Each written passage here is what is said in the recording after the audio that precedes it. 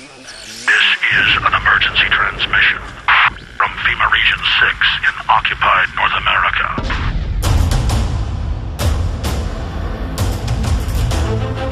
There is a war. It's happening now. It will decide the fate of humanity. The time to choose sides has come. We are the resistance. We are the InfoWar.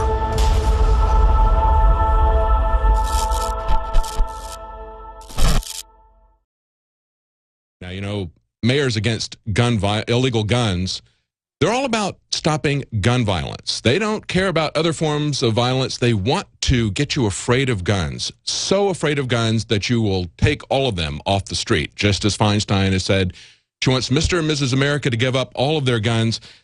In this story that broke out of Beaumont, Texas, just outside of Houston earlier, this is a guy who was promoting a new store opening, a new gun store opening, standing outside in a banana suit, an 18-year-old. He was holding an AK-47 across his back with the barrel pointing down, and the officers say that they detained the 18-year-old and found that he had a rifle with a drum magazine that was attached with at least a 50-round capacity. Isn't that scary? Now, notice what they didn't say. They didn't say that it was loaded. They didn't say that he was using it in a menacing manner. They didn't say that he had broken the law, because it wasn't loaded. He wasn't menacing anybody with it. It was perfectly legal to do that. But they want you to be afraid of it. So they talk about how this is an AK-47, an assault rifle. And it also has a 50-round magazine capacity on it. So this is something you should be very much afraid of.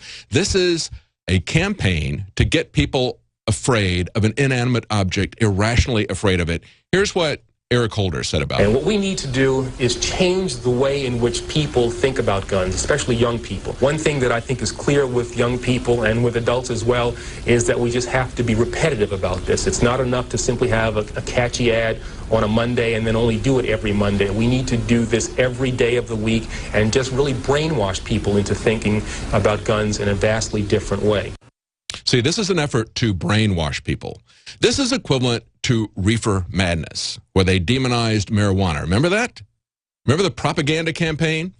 This is exactly the same sort of thing. They want to produce not only ignorance, but fear of this inanimate object. And we've seen what happens in the drug war with that.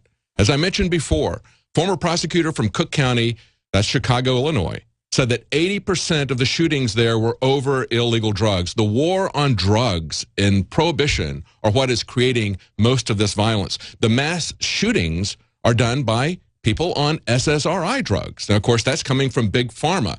So the government that is profiteering from the war on drugs doesn't want this stopped.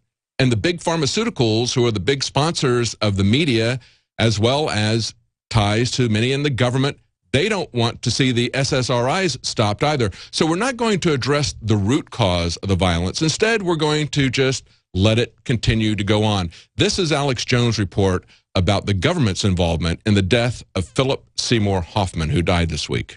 The tragic overdose death of Philip Seymour Hoffman, the Academy Award-winning actor, is an illustration of what a fraud the war on drugs is. He died reportedly of a heroin overdose of a particularly strong type, of course, out of Afghanistan, known as the Ace of Spades. And soon after, they raided and arrested 4 people in connection to selling him the heroin. Well, the heroin is processed out of opium that comes from Afghanistan. Before the liberation of Afghanistan in 2001, less than 7% of world opium production came out of Afghanistan. Today, it's over 93%, approaching 97%. Ladies and gentlemen, this is simply incredible, because you have the war on drugs making the opium illegal so that the black market can be controlled by big banks and the government, and so they can shut down their competition while filling the prisons with the low-level dealers who are compartmentalized. Our troops, on record, grow the opium and protect it, and it's then shipped out of the country. The Russians have complained about this. The Europeans have complained about this. NATO is heavily involved in trafficking the narcotics out with the Pentagon. The Taliban finances much of its operations by selling opium, which is grown from poppies, which are right now being harvested. So here's the question. Why are American troops now helping Afghan farmers grow that opium? In western Kandahar, poppy farmers score, till, harvest their crop, and the Americans do nothing to stop them. Assalamu alaikum. And in a sense, you're watching as this opium is being grown. I know it grinds at your gut. How do you deal with it? What are you doing about it? Well, frankly, this is a part of their culture. So while it might grind in my gut, it's what they do. And now, because the public's begun to wake up to this, they've hidden it in plain view with Fox News, ABC News, you name it, BBC, the list goes on, coming out and going, yeah, the troops kind of guard it. They don't like it, but that's their culture. We provide them security, we're providing them resources, and we're providing them alternatives. And the Marines are doing the good thing. Dave, Clayton, and Allison, back to you guys in New York. He just explains it better than we can ever read in any paper, what a dilemma it is with the opium trade. And they make so much money off the opium per yard there. They make so much money compared to those other crops. They're not guarding it because it's the Afghan culture. They're guarding it because they're ramping up production, giving them the fertilizer to ship it in worldwide. $500 billion a year in opium profits alone. The British were able to bring down the Chinese government over a 50-year period because the Chinese made opium illegal. And so the British could infiltrate with it and make huge profits and buy off the local governments. That same system has been done by these offshore mega banks that are laundering hundreds of billions of dollars of the money each year. The police have been corrupted with asset forfeiture, seizure. The list goes on and on. Think about it. Our government helps grow and ship the opium out of Afghanistan. And then at the same time has the nerve to arrest low-level dealers that sell it to people like Hoffman who tragically die. There is a scourge of heroin in the last 12 years flooding the world out of Afghanistan, and our criminal government, run by offshore mega banks, is at the wheel driving the entire thing. Alex Jones signing off for InfoWars Nightly News. Back to David Knight. The war on drugs, I should say the war of drugs, because as Alex pointed out, it's being grown and trafficked by the CIA and others in our government. It has been the justification for decades for the state-of-the-art, for the cutting edge of destroying our civil liberties as well as militarizing the police. That's where they started these SWAT teams. They said we have to have them to go in for the big drug raids. Now they're using them for everything.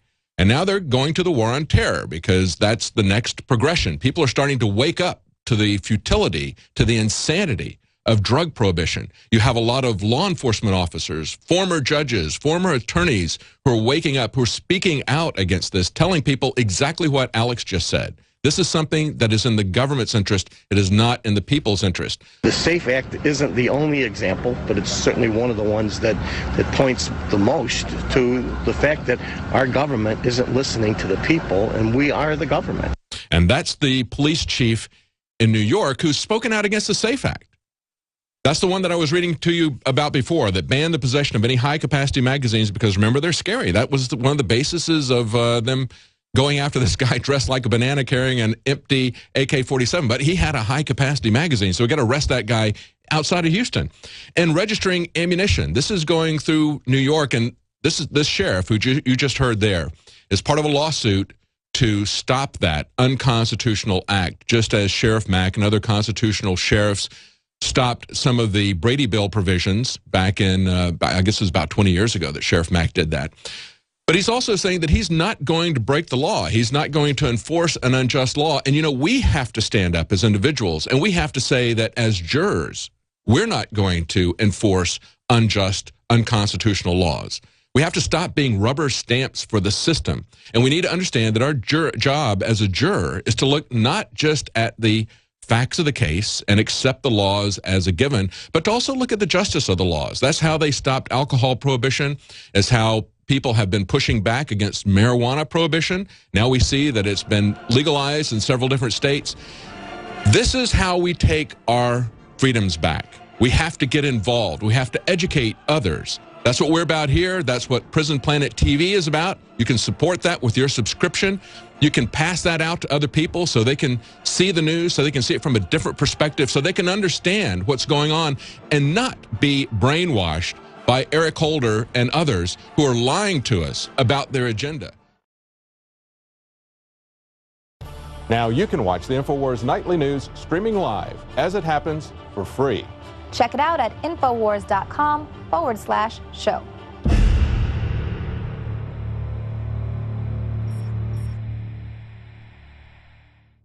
The facts are in. The studies are legion. Sodium fluoride and other toxic members of the fluoride family are devastating the health and cognitive ability of the American people. So why are the social engineers adding it to the water? Simple. Dumb down the host population that the parasitic technocracy is feeding on. We may not have been able to get fluoride out of the water supply yet, but we can help to get it out of our bodies. I am extremely excited to announce the exclusive InfoWars Life Fluoride Shield formulation, fusing 6 of the best documented ingredients from around the world to help the body remove not just toxic fluoride residues from the body, but a whole host of toxic substances. Let's take a stand against the globalists by blocking their poisons with Fluoride Shield. I use Fluoride Shield every day. Secure your Fluoride Shield and other pioneering formulations at InfoWarsLife.com today. Let's start cleansing our bodies now and support the InfoWar at the same time. That's InfoWarsLife.com.